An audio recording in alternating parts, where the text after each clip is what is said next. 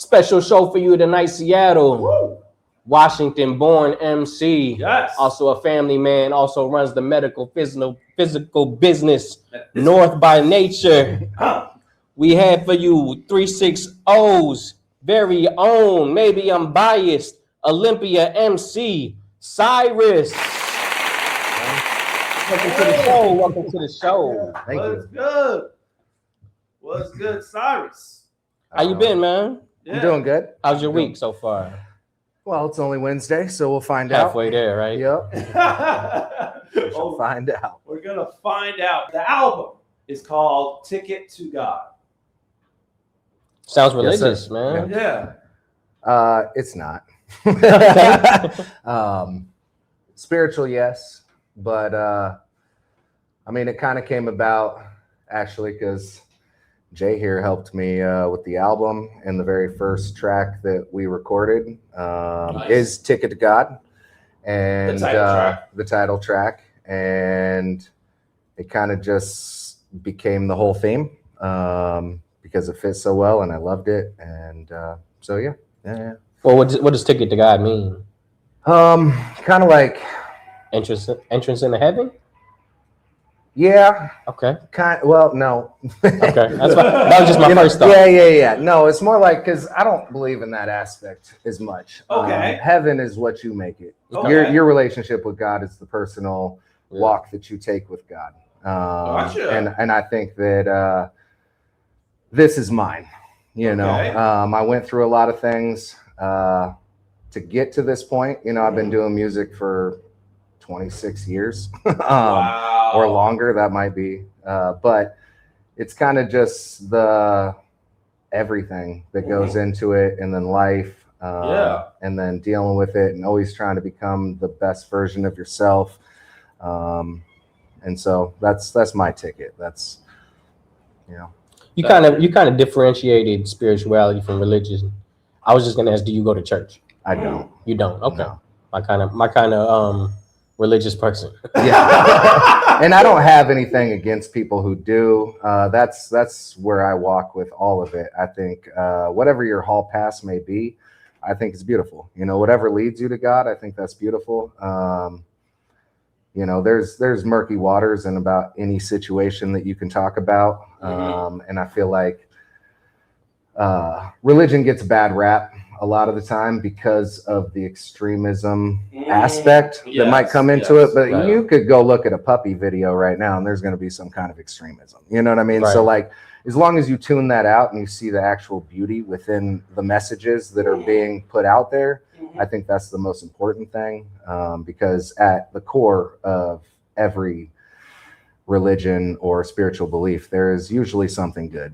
So Now, on that note, though, on church, I hear that one time you actually got kicked out of church. I did. It was my first time going with my Have family. you not been back since? I have not actually, Take that and personally. it was a blessing. It was a blessing. So to go into that story, you know, like, God, I don't remember the year. My daughter was just born though, so it had to have been 2013. Okay, 2013. Because she was only about 2-3 weeks old, you know, going through a lot of stuff, new baby, just, you know, life. And so me and my family decided that we were going to go try church. And so we showed up Sunday morning and Fresh. Yeah. And and so we get there, right? And we don't know any of how it goes, right? And so we start going to the door, and the guy's like, we got 3 kids with us. The baby is one of them. And they go, hey, you know, you got to leave the kids at the Sunday school. Gotcha. And I'm like, I just met y'all. You know, I don't know you yet, you know, I don't know. But I'm thinking about it, and I got 2 kids that can talk and can, you know, I'm not worried about that. But then I have this little baby, and I'm like, okay, we'll take these 2 kids, but can we bring the baby inside? You know, she's too young for me to leave her somewhere. Right. And the guy at the door is like, yeah, okay. And so we take the other kids down there, and we come back and we go in, and church starts, and everybody's singing and having fun and doing that portion of church. And then it gets quiet, and you know, the pastor starts talking a little bit, and My daughter's still making noise. You said 3 months or 3 years? I forgot. No, like 3 weeks. Oh, wow. She was like 3 weeks old. She was very brand new. Yeah, And so, and everybody around us, everybody was cool, you know, and nobody had anything against it. But as we're sitting there, I get a tap on my shoulder, and it's just the biggest dude in the church. I was like, God, you know, I'm like, God, dang, the first time. Okay. And he goes, hey, you're going to have to take that baby to the Sunday school. And I was like, oh, no. We talked to. So she wasn't even crying? No. You know, she might have just had the spirit going on. You know what I mean? And she was happy, you know, and it was just a little bit of baby noises here and there. Right. And I was like, no, you know, we're not doing that. We already talked to the door guy. He said it's okay. And he goes, well, hey, you know, you're supposed to take kids to the Sunday school so people can get the message that the pastor's trying to tell today. Fair enough. And I was just like, well, no. And he was like, well, then you can either leave or watch it from, you know, behind the glass doors. And I was like, no, we'll just leave. And so you clock it in like 20 minutes, less than that? Probably less than that. I mean, yeah, they sang for about 15 minutes. I maybe made it 20 minutes. Yeah.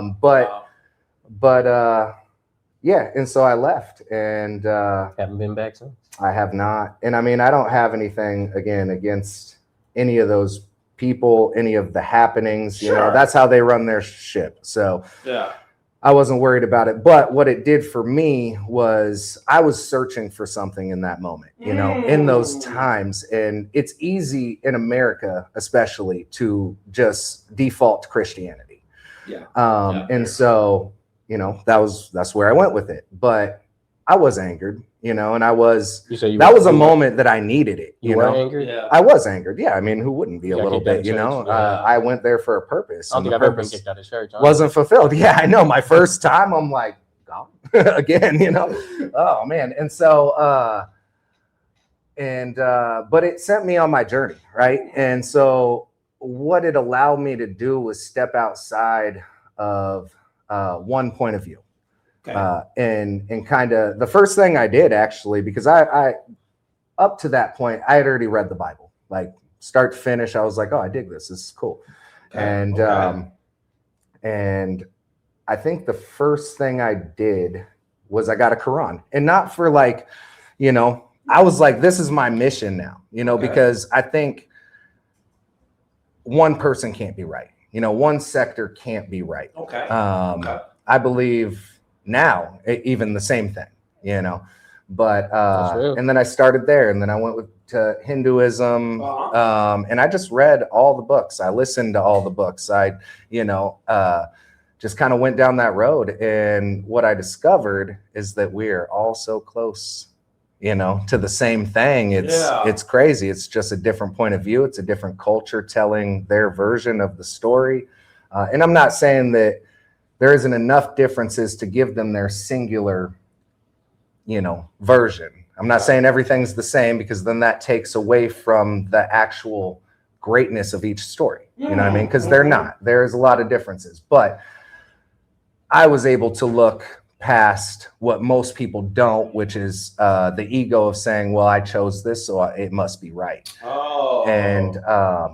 And so I found beauty in every single one of those stories. And then, you know, I just kept going and got deeper. And for the last, well, about decade plus, that's kind of been my thing.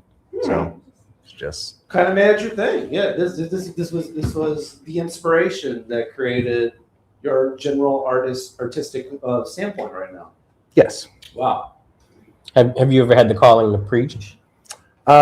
You know, I kind of do on Facebook already. If you've ever read some of my posts, you know, but I don't think preaching is the right word that I would use for what I do.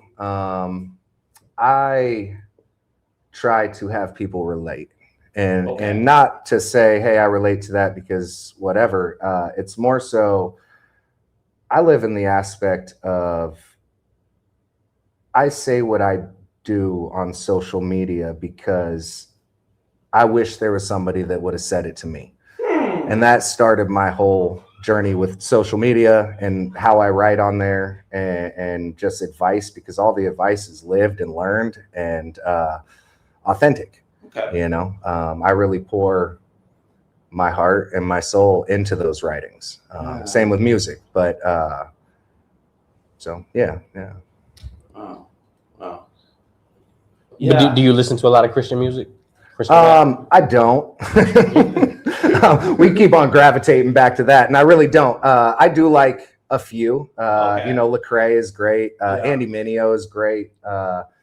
And there's more. There's more that I listen to. Actually, when I started listening to Christian rap, it was simply for the fact that there was a long period of time there where I just couldn't find anything real, like substance.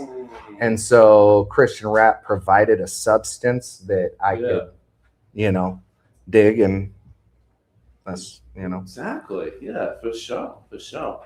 Yeah, I can see that, man. And, you know, it seems like Christian rap has like a bigger following than like Muslim rap or Hindu rap. Like, you don't hear many artists that like. They got them though. Well, maybe in America. Yeah, I was gonna say, definitely got We them. don't know that. Yeah, actually, but Yeah. no, I get it. I feel it though. You're probably right, but yeah. At least I haven't heard many, so pardon my ignorance. Rainer Avenue Radio will be right back, y'all, with Cyrus Alexander, yo. He's performing later too, y'all, so keep it locked. Fresh juice. Rainer Avenue Radio.